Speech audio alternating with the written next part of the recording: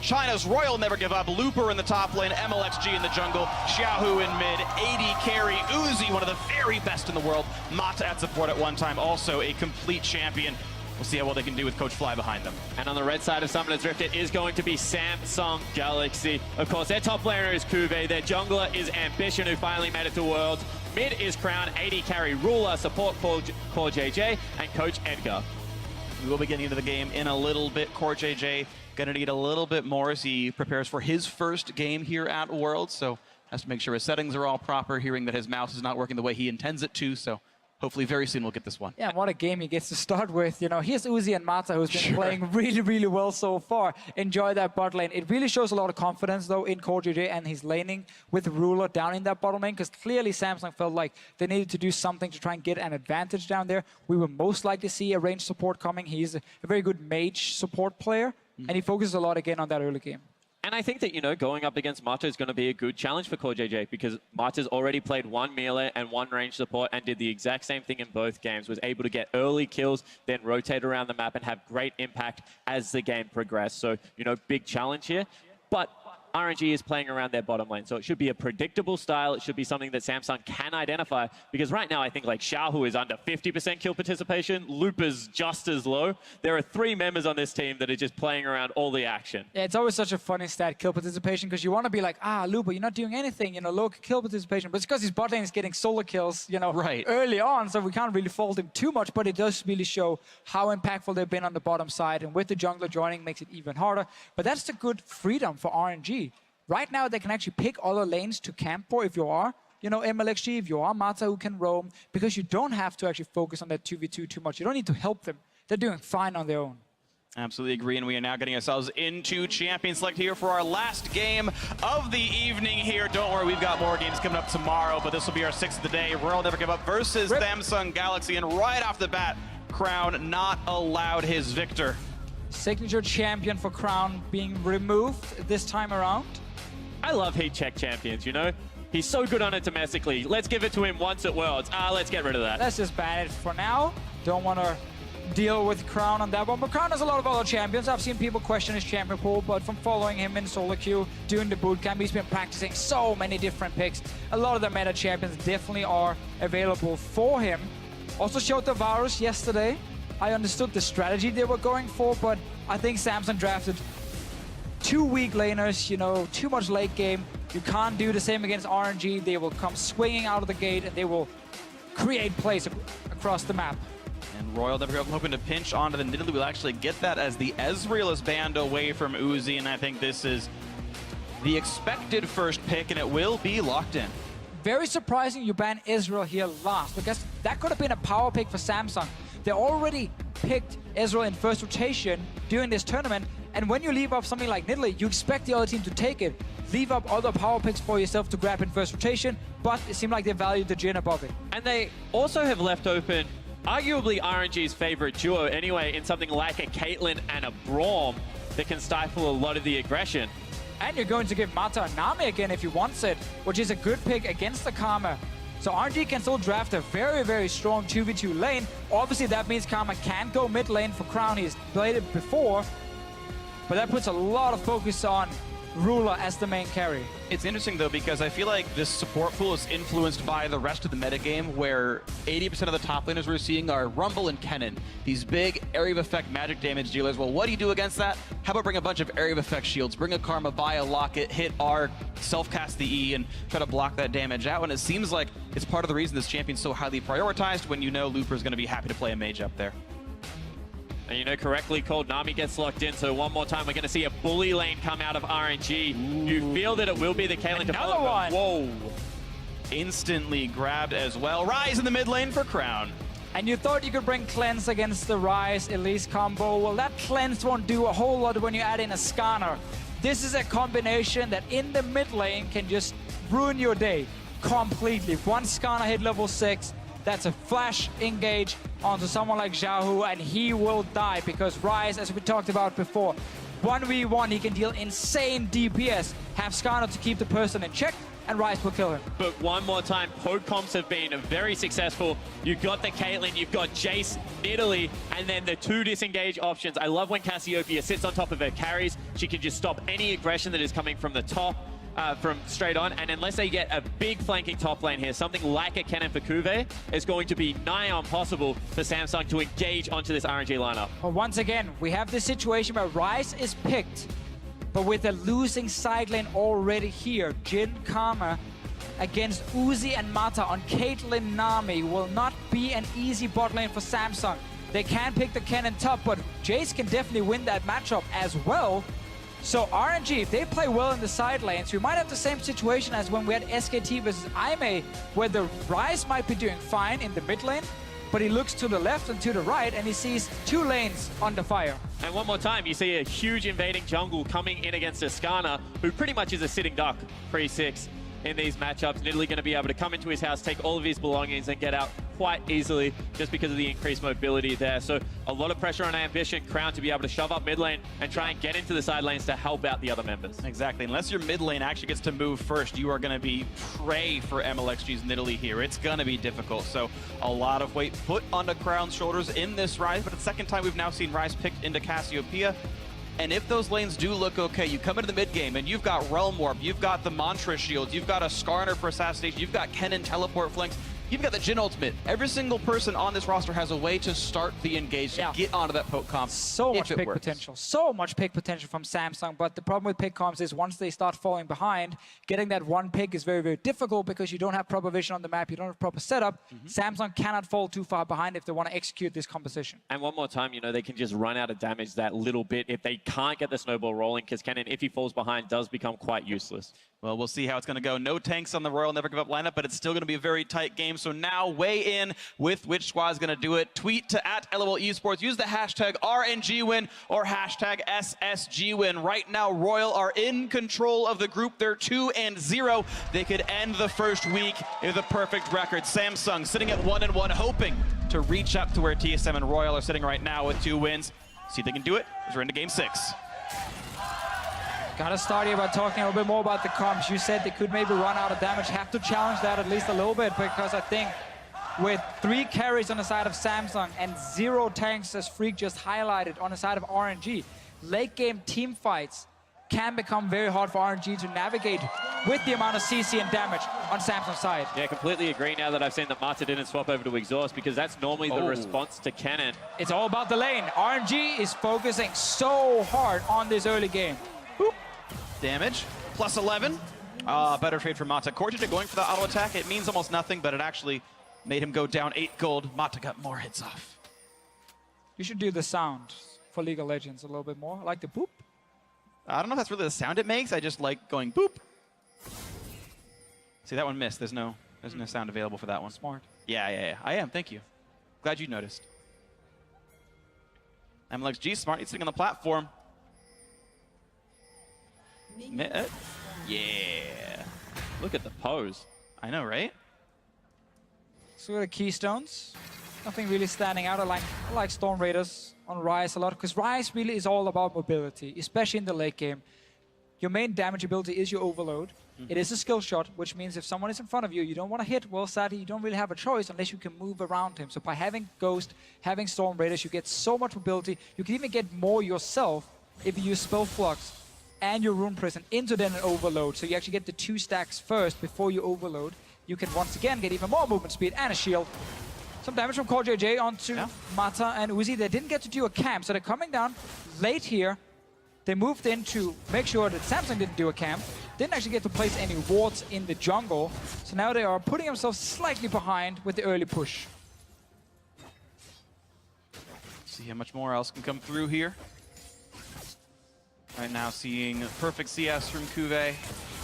Looper missing 2, but not the end of the world. Mata taking a bit of poke, but of course this is a healing lane from Royal Never Give Up. It would be very difficult. Uzi even has Warlord's Bloodlust to make sure that he's almost impervious to being chunked out. The rush for level 2, though, is always super important in these double range lanes, because now you can see our Samsung's bot lane here. They can move forward, they can play more aggressive. When you're trading 1 level up, 1 extra ability is worth so much. This melee will go down, and level 2 for RNG will be in the house. items, Yep. and now you can even it out. But you took a bit of damage. No potion was used just yet. Yeah, you have to say stickier damage on the side of RNG, however, because, you know, no Nami in that lane is only going to be a Karma. And I want to see at the pace of which these two junglers are able to play around, as Xiao, who actually takes a lot of punishment from Crown. Crown would make some nice plays here on this one and, you know, dodging away. The really big thing is that Cassiopeia must land poison to get any decent damage out of her Twin Fang, and those are skill shots that can be dodged. Crown presses EWQ, gets a shield for it, undodgeable damage, and look at the trade. Of course, Crown's about out of mana now, but it is pretty easy to fight as Rise. Yeah, it's two mages. When they do trade aggressively, they run out of mana very quickly, and they want to go back and get a tier and just keep doing what they're doing right now. This constant 1v1 trading. Limited AoE damage on both of these, especially when we look at later team fights. It's picking one target and finish that one target. I love watching MLXG at this stage of the game because, you know, he didn't fight for bottom lane control. Instead, he times the Krugs, gets a perfect invade, takes over Scuttle Crab, and maybe, just maybe, I don't want to say it, he'll throw Looper a bone up in the top lane. No. You can see his character, as soon as he gets close to top lane, will just turn around and move him further down the map. What a bad time to gank, I mean. Yeah, I mean, you could only, you know, throw in a spear over the wall, probably force the flash, but ganking top lane, if you are RNG, rarely happens. MLXG really wanted to fight Ambition, and with Rise out of mana, can't help at all. MLXG getting control over this large raptor. And this is one of the tough things if you are a Skarner, trying to duel early on. You want to duel on your Crystal here, but that's now been stolen away. Ambition. And MLXG has smite advantage. Trying. It's low enough, it's his. Yeah, he has to smite now. Ambition does not. So he might have to surrender this one. Nicely done by MLXG. Gets away a lot of golden XP. Ambition, though, is he's one of the guys who played Skarner before it was cool, before everyone else started doing it now here at Worlds. Already in the playoffs, he pulled it out and actually managed to get a win with it. Sure. Then you can play with a The Gauntlet, just to correct him. Sure. I mean, with an organization made of Cloud Templar, why would you not? I mean, really, just whoop. Bit of root there, all gonna be okay. And you see the trade is relatively equal, but already Uzi has got himself a 10 CS advantage down in that bottom lane after losing out on the push early. Now you can see Mata, Uzi pushing up nice and aggressively. That's 2 CS I've seen him miss on my screen, however. Yeah, but he's up 41-28. But this now translates further than just the lane. We see more trading in mid lane, but what should happen is RNG should seize control of the enemy blue buff. Because they have a pushing bot lane, so Mata can always move up first. And fighting over blue buffs is so important for these mid laners who are using so much mana when it comes to trading. Ooh, MLXG spotted, gets the shield, runs away, and Crown, yep. And again, he's choosing to go EWQ for the shield. Now Uzi flashing away. The chase, the exhaust, the stun's gonna land, and can they get him? Yes! First blood comes through for Ambition. Samsung in the lead. Great target prioritization out of Samsung, although now they have to disengage. 2 members coming down. Here it comes. MLXG, no CC to speak of. Does get the javelin. Core JJ. The flash, the heal bait, the outplay. 2 kills for Samsung's jungler. Oh, such a good start now for Samsung. It looked pretty bad at first. They were getting pushed in. They were losing the bottom lane. They were waiting for blue buff to spawn. But then a good gank from Ambition, and RNG, they tried to get something, tried to get some revenge. Backfired. And now giving away a second kill. And you have to say, you know, great target prioritization going on to Uzi here because they know they can turn around afterwards and burn the summoner spells of Mata regardless, who was already out of mana. And this is just really greedy out of RNG. They wanted to get something back. They don't like losing the early game. The summoner spell still available means that RNG overreaches. Actually wasn't in range for the pounce, so he W'd without the extra range, then had to flash for an EQ. Didn't get the W damage. And Ruler still had heal ready. Yep. Used it just in time, baiting MLXG. 2 early kills for Samsung, exactly what they need. RNG obviously have had a game where they snowballed early and had a game where they actually fell behind, but they managed to bounce back from some fantastic team fights. They were started by Mata and Alistar, though. You can't do the same on Nami, so the same playmaking potential isn't there for RNG later in the game. Because Mata really was the MVP of that one game where he managed to consistently find double lift and win team fights for his team. And there's nothing like 2 extra kills onto a jungle Skarner to even out the tempo of a bad jungle matchup. Oh, he's level 6 now. With the Chilling Smite, this seems useful. Yeah, I guess either you go top and you take down the Jace, or maybe you take the one in mid lane. Only problem for Ambition is the lack of flash right now, but if someone is overextending, you can rush in there and actually pick them off. It is so easy for Skarner once he has that ulti.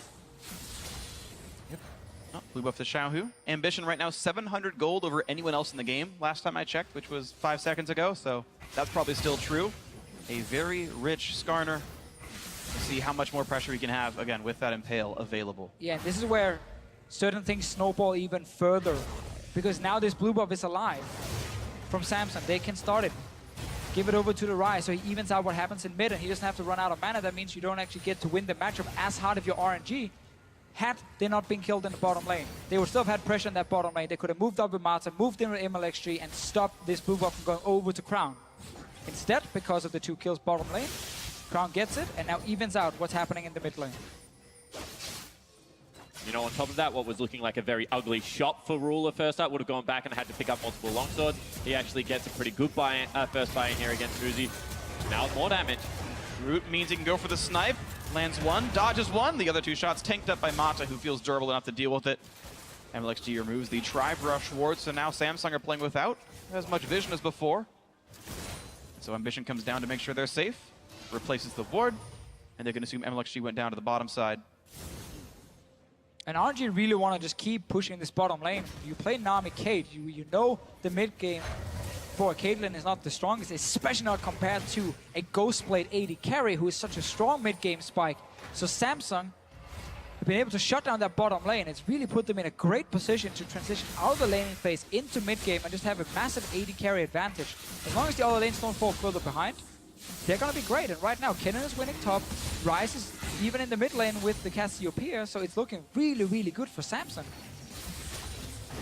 Definitely got to agree with this one. 1,000 gold lead, but here's MLXG playing for a nice one. Of course, Rift Scuttle can't see that far into the pit. They have no idea he's doing it. And 2 really smart wards over the back side of the pit in the Banana Brush as well as, you know, just below it to make sure that there is no vision as he pounces over the wall. Going to be able to execute that one down. Pop back over. That's actually a really cute play against the flow. Yeah, it was a bottom lane, you know, that couldn't push up because of lack of summoner spells. Really nicely done. MLXG infusing some extra stats into his team here, and with a very high damage team, that extra AD, extra AP going to mean a lot. And I think in this game we're going to see Crown go for the more optimal early game build where he goes tier into Morello and Omicron instead of the Rod of Ages. Wants some more instant power coming in. Doesn't need to wait for the scaling. Gets again the same amount of mana, so you can actually play very, very aggressive. Will be a little bit squishier. Ooh, this is dangerous. Actually waiting around the wings. Nice pick up on the Wolves. Gets the whole camp, and Ambition forced out. Yeah, we have to remember as well, mid lane was pushed in by Crown, so he could actually move very, very quickly. Can even use his ulti over some of the walls to react. So RNG actually couldn't really collapse on Ambition. He knows when to move in, when to back away. And it's small things as a jungler, like the way you get an advantage often over the other junglers, but stealing away some of the camp. It's rare you get in there and you actually kill him in his own jungle. Do you want to talk about the item build of Ambition here, by the way? Talked with Crumbs a day or 2 ago about Skarner builds, and he said, yeah, Warrior Skarner makes sense if you've got a kill, so you can snowball it. Kind of gave me the impression that you'd normally go for Cinderhulk to be a bit tankier as the big frontliner. But it's a 2-kill Skarner, so yeah, Warrior gets some damage, try to knock some people down. There's been a lot of different builds, honestly. Ambition before has also gone like Trinity Force, but I don't like that. That's way too risky to go for as a Skarner. I think going Warrior into tank is the best. You get enough damage for early skirmishes and early ganks. You have Chilling Smite, obviously, already picked up, and now you just need to be a frontline. Dead Man's Plate is a great item for Skarner. Rushes even faster in to catch someone, so definitely not surprised to see this, and a lot of Skarners will go for Warrior and Chant. But I do like that it's not one size fits all, because at the same time, if you do want to have control over neutrals, with, you know, those Spires as well as the Trinity Force, Skarner auto-attacks and takes down those incredibly efficiently. So, you know, if you're going for that big mid-game spike, I can understand where a 2-item Skarner can help that out. However, you do need things like, you know, maybe a mid-lane Karma to be able to give you that big shield. So I understand in this game he's probably going to go towards the tank. Spoke a little bit too soon about the Crown build as well. He decided to go for the Rod of Ages. Fair enough, don't blame him. Again, the HP is definitely very, very good. Every time. It's one of the things, you know, between playing solo queue maybe and playing competitive. Sure. Getting that extra survivability counts so much. You have enough damage already. You have your team to back you up. And when you have the coordination, you know, when you 2 seconds snare someone, your team follows up and kills them with you. So getting extra survivability definitely still has a lot of value. And I don't think there's a right or wrong, 100%. Agree with you on that one, but Ambition able to get his own red buff, and we've been seeing glimpses of the bottom lane here where Ruler and Core JJ have been able to pretty much consistently shove Uzi and Mata into the turret and actually get some pretty sticky damage onto that bottom lane. Now, Uzi's so mechanically good, he's still getting all the last hits, and props to him for all the gold he's accruing. I mean, a great clip here on this Caitlyn, despite even having a death. And now gets a nice recall, has money for more than a Zeal, but either way, it's Samsung able to really withstand one of the best bottom lanes in this tournament of Uzi and Mata. Yeah, one more time, you just have to credit the fact that Ambition was able to get in there pre-level 6 with a clutch gank to bring that lane back, because it was very much snowballing out of control at that stage. So, you know, credit to Ruler and Core JJ, but also Ambition being able to play around that side of the map. It's very interesting now that we had a few games. You know, all the games we've casted actually so far have had fairly slow pace early into early mid games. One of the reasons, obviously, some of the junglers being picked. You know, there's a farming jungler or like a pressure jungler on the side of Nidalee. And there's the Skarner who wants to farm up to level 6 before anything happens. Really want to gank with flash up as well to be super effective with the ganks. It's made the games, you know, slow down a little bit because so much of this meta is built around the jungler. Where the jungler goes, you follow. And if it's invades, if it's ganks, you know, the jungler really impacts so much. And because Elise has not been here, you know, we haven't seen Elise in the last few games either. It has slowed down the games a little bit. Slowed down the games, you know, and the teams have kind of waited for 1 or 2 items before we get these big fights. And obviously for RNG, they would love to play faster, but they can't because that bot lane gank happened and it evened out the 2v2. Yeah, really, all these lanes are in holding patterns as far as Royal Never Give Up is concerned. Good farm or not, you've got plus 11 for the top laner. Kuve having himself a good matchup, but I don't believe you've had really any intervention on this top lane at all. It's just the heads-up matchup. They saved the Kennen pick for later, locked it in, up into the Jade. Oh, Ruler, this is risky. Small advantage. Now the tidal wave going to come in. Ruler going to get knocked into the air. Flashes the bubble afterwards. Even jukes away, but now Cassiopeia has joined the fray. That's going to be enough damage. Looper steals it away. Teleported in to land the shock blast. And now they look for the bot lane turret. Yeah, now they have to crack the bot lane because, you know, that's a big investment. Flash, double summoner spells burnt on Xiaohu, teleport out of Ruler. So if they don't really make this one count, definitely is counterplay still out of Samsung. And such a big mistake from Ruler here, just walking up the river. He had no one around him really. Corday was very far back and couldn't save him. Ruler stepping close to try and pick up that crystal, and then suddenly RNG collapse instantly. They pick. There's QSS. Immediate QSS, but they've got the rune prison afterwards. They've got the damage, you think? He left the flash to chase, and finally the damage comes through. Xiaohu lived much longer than expected, but the kill does come through. Meanwhile, RNG have already knocked down that bot lane under turret. They got the first credit on this one. MLXG gonna tank up the shots as more turrets are traded back and forth. Top lane and mid lane outer killed off by Samsung, but 2 bot lane turrets here for Royal Never Give Up. Big collapse coming out. Teleport in from the Kennen. Ooh, they want to surround this. Snipes on the Ruler. He's going to lose his life for that one. Great turnaround there by RNG. 2 to 3 now in kills, but Kuve is still behind. How much can be gained? The whole squad's here. 8 members in the bottom lane. Ambition is going in his QA. The in gets stunned to 2. A lot of damage on the Uzi, who tries to lifesteal tank it, forces out Kuve, and they get the 1-for-1 so far. The battle continues. Ambition forced out, running for dear life, and Looper actually, I think, hit the wrong target with the Thundering Blow on the backside, but the chase still coming in for Core JJ. Come for auto attacks out of Mana Crown, not able to get CC, forcing the flash, though, out of Mata. And somehow, against the flow, RNG able to pick off Ruler first with great target prioritization, then isolate and take down Kuve, who dived into the backline. Yeah, been some bad minutes for Ruler here, getting caught up before this fight even started. Nice Kennen ulti, and Uzi managed to stay alive with the heal, the lifesteal as well, and does manage to take down the Kennen. And they end up trading very, very even. Looper does manage to pick up the kill. I don't think it would have killed him regardless, and it did get rid of a member that was trying to chase him quite heavily, so I don't mind the target selection, or he's just an incredibly lucky man. Could have been important. Yeah, it could have been on purpose. But this man right here on your screen, Ruler, he's the man we're looking at. Got caught in the river.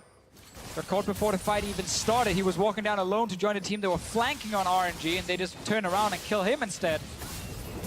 Meaning that RNG actually get out. Stay even in gold. Yeah. Dragon is being started. I think they're okay giving this one away because that was a very risky play before, and they could have lost way more. And the prioritization on Air Drake in the LPL region is not the highest at the moment. So, you know, they're happy to give that one up. They're looking for maybe an advantage on the top side of the map. You can see Looper, Xiaohu, MLXG all moving up there. Need to make sure they don't lose too much mid lane priority here, however. I do think Cloud Drake actually means a lot, though, when there's a Skarner in the game. If RNG has it, they can practically just outrun his W and just never be in range of anything and not get caught out. They've got to make sure they attack Ambition, and he does go looking for someone. My choices are not the LPL choices. Of course. I completely agree with you on this one. I wouldn't be an NALCS cast without pimping out Cloud Drake and saying that That's it's true. one of my favorites. Europe also hates it, so I Yeah. guess me and Spawn together against you, Freak. And the entire audience and everyone in North America, basically. Fair to say, not the right place to pick that No, fight. I think do we're gonna not lose think. it. If only Jat were here, he would believe in me. And that's okay. I can remember still walking into the office and you guys just attacked We still believe all Cloud the Drake. European casters to explain We how thought- good Cloud Drake was. We thought we could convince you. You were more pig-headed than I believed, so... And you brought so many friends as well. Like, you were like Yeah. 4 guys just surrounding us. I mean, Zyrene's on your side. He actually thinks it's bad too, but... it's not bad. Okay. It is definitely not bad. It is actually a fine Drake. Fine piece of Drake. Okay. Well, we have a 300 gold lead right now. Actually, make that 1,300 gold lead as Crown managed to solo push down the bot lane and not gonna Big turret. room into top lane. Yep, careful for Kuve. Slowed down, dodging what he can, but he's still gonna run out of health pretty rapidly. Gets a bit of a stun, doesn't even matter. That's gonna be a top lane turret going down quickly. And that was happening, like, you know, whilst an entertaining conversation was Cloud Drake, it was happening. Samsung fighting very heavily around bottom side of the map, trying to get control, as you can see from all the wards they've placed in RNG's jungle. RNG doing the exact same on the top side of the map. The difference is that RNG don't go down to defend. Kuve unfortunately burns ultimate and dies. Yeah, classic mistake. A lot of top laners have done it before. Your team is getting the bot lane tower, and you're like, I could stay for one more wave. Mata. No, you can't. Mata. Looking for a sniper cross, puts on the tidal wave, but not in time. Ruler lands the 2 ultis that he needed, grabs it. Samsung able to answer a kill back now, temporarily 5v4, and they get a little bit of bottom jungle control with it. I like how we're seeing like these small picks happening. You know, top laner dies, now support dies on the side of RNG. Small things happening. We're 20 minutes into the game. Samsung still with a slight advantage. And honestly looking pretty good. We're in this mid game now where the Jhin with the Ghost Blade is really, really strong. You can start looking for these picks. And remember this pick composition of Skarner ulti, 2-second Rune Prison from the Rise, snare as well from a Jhin. Like, you have so many ways of locking down just one guy from RNG. And it's also heavily around vision control, because they didn't have control of that side of the map, and Mata was trying to get it back, but in the LPL, mid laners very rarely go over to sweeping or even the side trinket, because they're responsible for a lot more of the warding than what the jungler is. One of the rare games that MLXG has actually picked up trackers, generally likes the red smite on some of these picks. And now we get to see the 1-3-1 we wanted to see from IMA earlier today, but SKT just got so far ahead, won every single lane, and it wasn't possible. Now you actually get to see this Rise sitting in the side lane. And no one on the side of RNG can actually 1v1 him. So he has full control, he has full pressure in that lane, and he can always push it first. Looper is hiding in the bush. He wants to try and catch a Yordle. He is a level up right now, and that's Proto Belt down. Nothing to be gained. Was hoping he'd push Ooh. farther. Here comes the attempt. Are you a window shopper? Is it a bait? Wow, immediately says, hey, that's Pro. And now hoping to pull in his Okay. teammate, because here comes Rise, but didn't want to flash to get the stun in. And now he's got to get away because Xiao, who's on the way, and thanks to Ghost and Cloud Drake, gets out before any CC hits him. Yeah, Crown wanted to get away from that real quick. Like, that never happened. Just goes out of there. Jake. No one saw that. That was a little bit of an oopsie from Just a Samsung. prank. Just a As prank. soon as Kuve misses that, like, you almost even step out the ult. You're just like, you're on your own, buddy. Obviously, he has to complete it, otherwise they just turn around and kill poor Kuve. But this game has come very much into jockeying for position on the map. You can see both teams looking for the picks and trying to rotate it around. Interesting that the Siege comp really hasn't had a chance to set up yet. Maybe because the side waves haven't been set up enough, and Rise has continued to be able to get down there and they have to respond. Yeah, we also have to remember, Jay's top lane in Siege comps is kind of odd to play him because you want to have him in side lane because he's your teleport user, but you want to put him with your team to start sieging on these turrets. Problem is, because Samsung are able to set up side lane, you can see the cannon. The threat of ambition, MLXG had to flash away. And it was because the Rise had disappeared into Fog of War, and, you know, they have that ward down there. So as soon as MLXG realized his mistake, burns a summoner spell. Not ideal, but still disciplined play. And now RNG got to group in mid lane. Not really committing anything just yet. Ruler gets to return, and they're not hard committing for it, so that kind of resets the map. Again, RNG has a pushing top lane, they have a pushing bot lane. If they just send the Ryze down to the bottom side, or the cannon down the bottom side, they actually can split push. But these lanes are now gone all the way to tier 2 towers. You don't want to overextend without mid control. So now everyone just kind of resets. Nothing happens from the push. Samsung wants to split up in 3 lanes. RNG definitely does not want to split up in 3 lanes. They want to be together, they want to poke, and they can't do that if Samsung can always push in side lanes. That's what they've been doing so far, and it's made it difficult for Royal Never Give Up to get back into this game. Samsung's held a small lead for almost this entire time at this point, looking for another play, sitting on a pink ward, and Infernal Drake up in 25 seconds. Surprisingly, no Rylai's out of the Nidalee. Roller became much more popular when the price was readjusted for junglers. It is easier to pick up now. But at the same time, I feel like for this siege to be successful, you can just throw spears at the creep waves as it's coming in, and Runic Echo is really good at bouncing that AoE slow. Then you Jace chunks people out. I do like to see that combo with Nidalee Jace. However, this time around, a little bit more scaling coming out. Whoa. Yeah, that's the kind of damage these Javelins can deal, and that's even without Sword Shoes. He's gone Mercury Treads for stun duration. Another poke out from Looper, putting Ruler to half. Nice dodge and a nice pickup. No threat on the Drake. Now Royal control mid lane. All 5 are there. They've got inside track there first. They're controlling the chokes. Ambition on one side, the rest of the team on the other. Looking for a bit of damage. Shahu gonna pop the QSS. Here comes Cube into the back lines. It's several stuns, and Ruler's already got one. Hits Matza. He might burn down. He's gonna get him, actually. That's 2 already. Now Uzi caught up, exhausted and dead. 3, make that 4 for 1 to Samsung. And this is what happens when you don't have an exhaust against a cannon that can dive your back line. You saw Kuve, even though he died, got so much damage out, and now Samsung start up the Baron. Korean cannons definitely deal way more damage than the rest we have seen today. What a great ulti, and yeah, you touched on it, you know, no exhaust, but also this Pokemon getting flanked. They actually walked straight towards Ambition and just kind of got caught out. No way for RNG to suddenly kite. That's a Baron as well, and this RNG lineup, when they were unable to snowball the early game, and when Mata is not on a playmaker, they've not been able to do anything. What is Xiaohu doing here? Walking into melee range of Ambition, and now the cannon just flies into the backline. This is a poke composition engaging in a full-on team fight and never really getting to do anything beforehand other than one big hit from the Jace. Not enough. Shahu even QSS'd early. He just got stunned up or had Ambition in melee range of him and was like, QSS, and then just got impaled right afterwards. And Matza, yeah, no exhaust, no Aegis done either. They just didn't have the defenses for Kennen in the back line, and sometimes that's why the Korean Kennons do more damage. Sometimes, I guess Mata is happy just reducing some of the healing from the refillable potion on the cannon. That's about it for him with that summoner spell. No one else really cares about it. And that's a big, big issue for RNG. They actually had a fine setup in the mid lane to start poking, start landing some proper damage, but then you start walking into melee range of Ascana, you QSS the first stun, well then you're gonna die. 2 out of the 3 lanes able to apply the Baron buff right now. Kuve did fall down before it was picked up, so not going to be able to have that one. However, you can see Crown exerting a lot of pressure in this mid lane. Ruler can join or just set up with the ulti because they have vision control right now. So RNG, next couple of minutes, very tense. Looking for the play. Cortege walking in, lands a slow into the root from Ruler, and goodbye to Xiaohu! Ruler on a rampage, 4-2 and 4 has all the armor pen he needs. Snipe blocked by Ambition, didn't even take real damage thanks to his shields. This is going to be another turret going down. Samsung Galaxy 4-3 in this one, but now it's Looper looking for the big play onto Kuve, gets the auto attacks, and that's what he was hoping for all along, but maybe it's too little too late. Samsung Galaxy now on their way up, saying, hey, Jace, let's avenge our fallen top laner. Ambition is on the hunt, and I don't know if there's much for him to do. Gonna land the snipe, there's the kill. Ambition on a rampage as well, 4-0 and 6. Only missed out on 1 kill all game. A lot of people dying suddenly. Started in the mid lane with Xiaohu. He didn't flash the snare from the Jhin, and then he was an easy prey for Ambition. Xiaohu definitely been struggling in this game.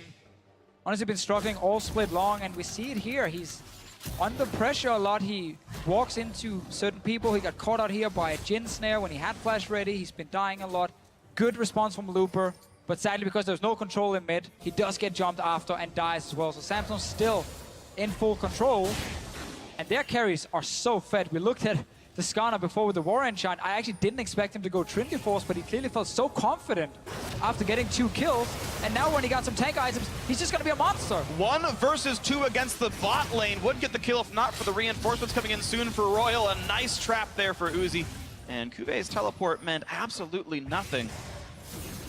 So that's not much gained there, but it's still complete control here for Samsung Galaxy. 5 kills up, 6,000 gold up. Looking to knock down the group favorites in RNG. I mean, when you're second highest level in the game, you're pretty tanky anyway. Build whatever you want. Yeah, and he's farming up an absolute storm. You can see they have control over the spires. He's just flying around Summoner's Rift right now, and this is a very good game out of Ambition, honestly. 4-0 and 6, 10 out of 11. Guys putting on a clinic. Definitely been a good game for him and for the rest of Samsung, and RNG showing some of the things a lot of people feared we would see from this RNG lineup coming in when they didn't manage to do well early game. They've not been able to set up anything, and when they actually tried, they got caught out and died. So Samsung just playing the control game. Baron buff times out. They've got a little while to play until the next objective. That's going to be an Infernal Drake, the third of the game.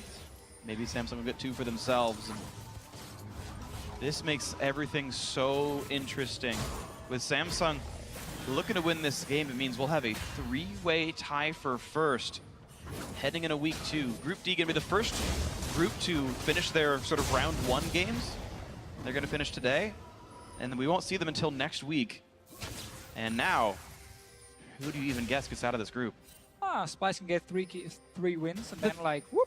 But the thing is, they can. 2 of their games, they were so close to winning. They could have beaten Samsung. They definitely could have beaten TSM earlier today. And that's the scary thing when you have such a close group. You know, if one team then loses to the guys who's down in the bottom, you might suddenly lose your chance of getting out. Obviously, every team here wants to get first place. We talked about this earlier. You want to avoid the SKTs, the Rocks Tigers, who are probably getting first place in their group in a potential quarterfinal. But now that these 3 teams are so close to each other, you might just have to settle for making it out of the group. Sure. And not demanding that first place, because RNG has definitely been outplayed in this game against a team who got destroyed yesterday. All those sort of round-robin victories were not close. TSM took a shellacking from RNG. This game is firmly in Samsung's control, and TSM kind of crushed Samsung last time these teams played. So, you know, it could be rocket resistance. It could be just how well you played on the day, but next Saturday is when these teams will all take their rematches, and that'll be fun when we play all of Group D's rematches 7 days from now. But let's refocus onto this game. The Drake was picked up cleanly. Samsung Galaxy looking to keep that control here. Setting up now for Baron. Very nicely desynced on the respawn. A full minute and a half to play for the Vision game. Yep, start setting up around Baron. We're looking at MLXG and Looper as 2 easy targets for this Skarner here. Hourglass won't help you if he jumps you and actually impales you straight away. You will die so quickly if you're MLXG. No QSS, of course, for Looper. So 2 targets for Ambition. You can just flash forward and grab one of them. And that makes it very, very scary if you're RNG, because you have to move these poke champions in towards a potential Baron. You have 0 vision in the area. You don't really know where they're coming from. An instant flash forward and the jungler has you and you will die. So it's so difficult to play a poke comp when you have to contest these areas with 0 vision in them. And one more time, you just have to love the fact that when Kuve gets a very proactive top laner, how willing Samsung is actually to start up these fights. It's completely against the flow of what we saw in the first 2 games. Really just, Core JJ, they're allowed to pick Cannon when he's on the Summoner's Rift. I have no idea what it is, but looking very good in this game. And they did it on a blueprint that was based off the LPL as well. I mean, get down bottom lane early as they're pushing in, sub level 6, start the party up there. Uzi doesn't like it when people pick on his bottom lane. They basically took a page out of EDG's book from the LPL final, where it's like, yeah, let's go bot lane again and again and again, 500 times, just keep going bot lane. Uzi Mata will push, gank them, put them behind. Ambition, looking for somebody to target. The snipe coming across, he's found MLXG, Nidalee gonna lose a lot of health, gets the Zonies off in time, and a shutdown. Uzi gets the pickup, but it's a trade of junglers. Here comes QV into the back line, a lot of low health bars, but Mata slinks out just barely alive. It's only been 1 for 1, but Crown gets the overload across, picks up that kill. So far, +1 to Samsung Galaxy, but missing their jungler means Baron is a risk, so instead they siege mid. And one more time, Kuve just slices through the entirety of the RNG lineup. Ooh, now they go for the threaten to make them run away from the turret, and that's enough to get the damage across. 4 versus 3, Crown hit by a double bubble. Here's the re-engage. Xiaohu switches targets and instead loses his life. Ruler hoping to be a king. So far he is. 45 seconds on Uzi and Xiaohu here. These 2 carries, they won't be back alive because Samsung, they're pushing for the turrets. Royal never give up. Might have to in this one. 2 members alive. Moderate respawn timers. Turret number 1 is dead. Looper back in 8 seconds. Kuve dangerously low. He has teleport. He could heal up, but instead MLXG is caught out. It's Mata and Looper to hold on in this game as the Nexus Nexus is losing its life. The snipe gets one, but their health bars won't hold on long enough. The Nexus goes down. Samsung ties the group in first place.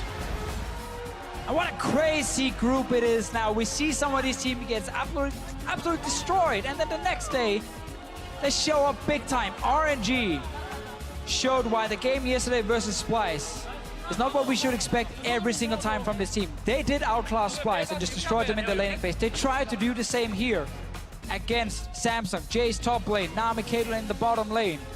But once the gank happened, bottom lane from Ambition, and he killed 2 members,